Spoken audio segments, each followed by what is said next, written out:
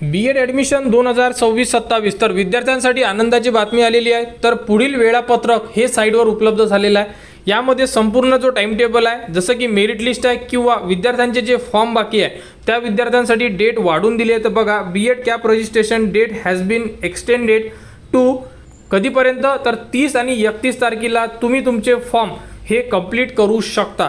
तर ज्याही विद्यार्थ्यांचे फॉर्म राहिलेले आहेत ते विद्यार्थी आज आणि उद्या 31 तारखेला अनलॉक करून त्यांचे जेही त्रुटी असेल त्या त्रुटी कंप्लीट करू शकतात। कोणाचे फॉर्म भरायचे बाकी राहिलेले असेल ते विद्यार्थी त्यांचे फॉर्म भरू सुद्धा शकतात।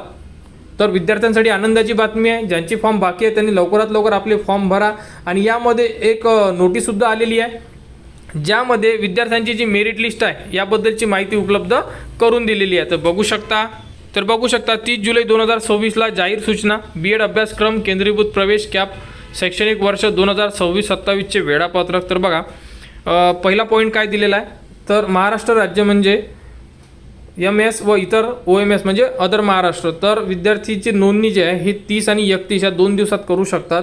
ही पडताळणी मार्फत अपलोड केलेली कागदपत्रे छाननी म्हणजे तुमचे डॉक्युमेंट्स व्हेरिफिकेशन हे 31 ते 2 या 3 दिवसामध्ये तुमचे डॉक्युमेंट्स व्हेरिफिकेशन होणार आहे।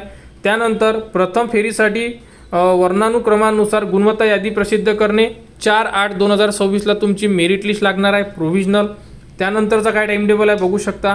कोणाच्या मेरिट लिस्टमध्ये जर काही अडचण असेल तर तुम्ही यामध्ये दुरुस्ती करून आवश्यक कागदपत्रे अपलोड करणे, आवश्यकता असल्यास 6 ते 8 तारखेच्या मदत करू शकता।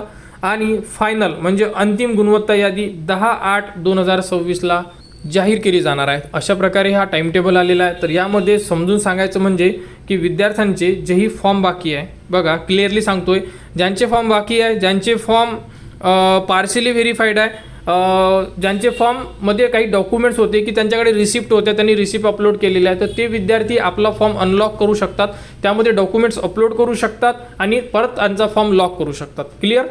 आणि ज्यांनी फॉर्म भरलेला नसेल ते विद्यार्थी परत फॉर्म भरू शकतात। ओके, त्यानंतर हे तुम्हाला आज आणि उद्या करायचं आहे, उद्या सायंकाळनंतर तुम्ही करू शकणार नाही आहे। त्यानंतर 2 दिवस तुम्हाला डॉक्युमेंट व्हेरिफिकेशन होणार तुमचे आणि त्यानंतर तुमची मेरिट लिस्ट लागेल आणि मेरिट लिस्ट लागल्यानंतर फायनल मेरिट लिस्ट। अशा प्रकारे हा B.Ed ॲडमिशन 2026-27चा टाइम टेबल आलेला आहे। त्यानंतर 10 तारखेनंतर तुमचे कॅपराऊंडचे फॉर्म सुरू होणार। कॅपराऊंडचे फॉर्म कसे भरायचे, मेरिट लिस्ट कशी चेक करायची, मेरिट लिस्टमध्ये त्रुट्या आल्या तर त्रुट्या पूर्ण कशा करायच्या, या संदर्भात A to Z अपडेट तुम्हाला आपल्या चॅनलवर देण्यात येणार। त्यासाठी आपल्या चॅनलच्या कनेक्टमध्ये राहा, चॅनलला सबस्क्राईब करा व हा व्हिडिओ इतरांपर्यंत शेअर करा।